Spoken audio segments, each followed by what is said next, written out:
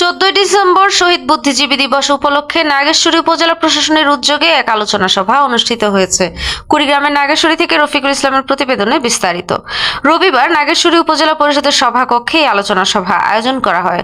আলোচনা সভায় সভাপতিত্ব করেন নাগেশ্বরী উপজেলা নির্বাহী অফিসার ভারপ্রাপ্ত সহকারী কমিশনার ভূমি বদরুজ্জামান। সভায় বক্তব্য রাখেন উপজেলা বিএনপির আহ্বায়ক সহকারী অধ্যাপক গোলাম রসুল রাজা, উপজেলা কৃষি কর্মকর্তা কৃষিবিদ শাহরিয়ার হোসেন, নাগেশ্বরী থানার অফিসার ইনচার্জ আব্দুল্লাহিল জামান, পল্লী উন্নয়ন কর্মকর্তা গুলাম মুস্তফা, প্রাথমিক শিক্ষা অফিসার লুৎফর রহমান, বীর মুক্তিযোদ্ধা নুর ইসলাম, পৌর জামায়াতের আমির মকবুল হোসেন, প্রেস ক্লাব সভাপতি রফিকুল ইসলাম প্রমুখ।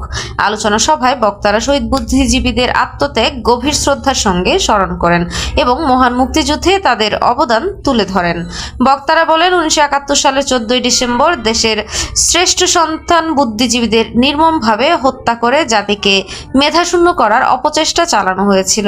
শহীদ বুদ্ধিজীবীদের আদর্শ ও চেতনা ধারণ করে দেশ গঠনে সকলকে ঐক্যবদ্ধভাবে কাজ করার আহ্বান জানান তারা।